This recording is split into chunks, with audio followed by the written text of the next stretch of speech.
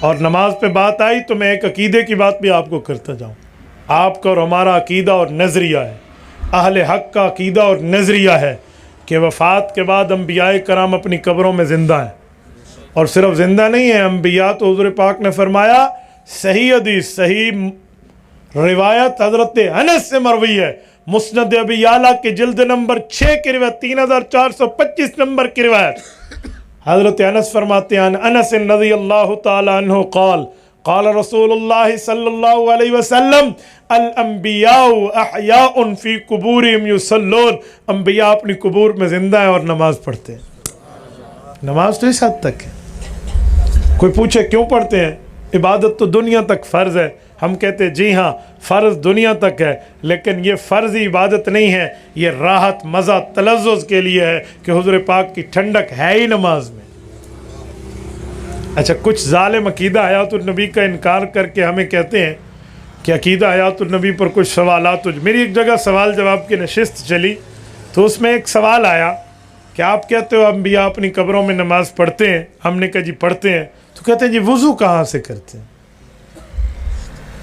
اور بظاہر یہ سمجھیں گے کہ جی وضو کا مسئلہ بڑا مشکل ہو جائے گا. میں نے کہا جی ایسی بات بھی نہیں ہے. جب اہل حق ایک نظریہ قائم رکھتے ہیں تو اس پر دلائل بھی قرآن و سنت سے رکھتے ہیں. سوال یہ ہے کہ رسول پاک علیہ السلام کو غسل کرا کر قبر پہ رکھا گیا تھا. کہتے جی ہاں. تو غسل سے وضو ہو جاتا ہے؟ کہتے ہیں جی ہو جاتا ہے. تو وہی وضو آج تک برقرار ہے، اسی سے نماز پڑھتے ہیں. اب ٹوٹنا تو دکھا دے، کرنا میں دکھا دوں گا. پہلے ٹوٹنا تو دکھا دے، کرنا ہم دکھا دیں گے.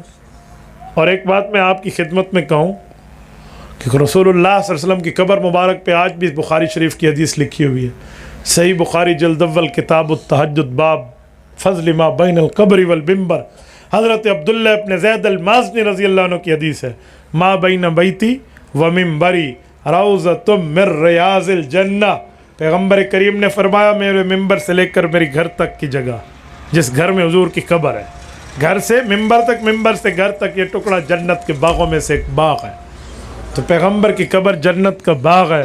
اور جنت میں پانی کے لیے قرآن کہتے ہیں انہار من ماء، پانی کی نہریں ہوں گی. اور تو کہتے ہیں وضو کہاں سے کرتے؟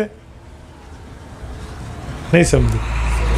اور جب ہم عقیدہ حیات النبی پر دلیل دیں تو کچھ لوگوں کا سوال ہے. ایک شخص نے ایک بار مجھ سے پوچھا، مولانا حضور پاک علیہ السلام کی عمر آپ کتنی مانتے ہیں؟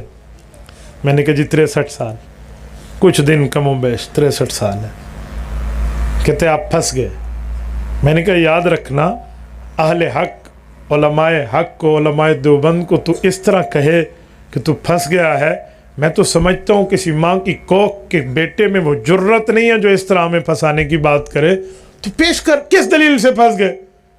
کہتے مولانا تم کہتے ہو 1400 سال سے انبیاء قبروں میں زندہ ہیں، تو پھر 63 سال نہ کہو، آپ کہو 1463 سال عمر ہے. میں نے کہا کیوں؟ کہتے یہ عمر بھی شامل کرو نا. میں نے کہا اچھا تیری عمر کتنی ہے؟ کہتے میری عمر 40 سال ہے. میں نے کہا جھوٹ ہے، زیادتی ہے، میں دلیل دوں گا. میں نے کہا دلیل دے گا پھر بھی زیادتی ہے. انہوں نے جیب سے شناختی کارڈ نکالا، جی دیکھیں 1981 میری پیدائش ہے، اب 2021 ہے تو 40 سال بنتے ہیں.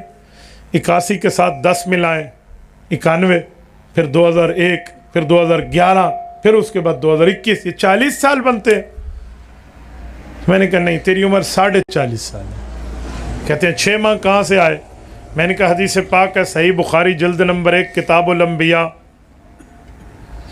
باب بدء الخلق میں حضرت عبداللہ ابن مسعود رضی اللہ عنہ کی صحیح حدیث ہے کہ 4تھے مہینے بچہ ماں کے پیٹ میں ہوتا ہے، اس میں روح پڑ جاتی ہے. حدیث ہے. کہتے ہیں ہاں.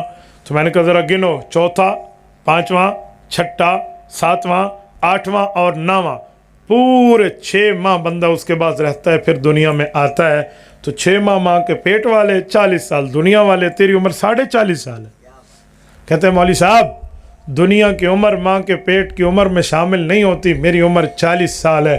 میں نے کہا میرے پتر یہ عقل ادھر بھی استعمال کر لے کہ نبی کی دنیا کی عمر 63 سال، قبر میں 1400 سال سے زندہ ہے، تو وہ عمر بھی قبر میں شامل نہیں ہوتی. یہاں دماغ کام کرتا ہے، وہاں دماغ معاف ہو جاتا ہے. تو دماغ کو دماغ رکھ کر بات کرنی چاہیے.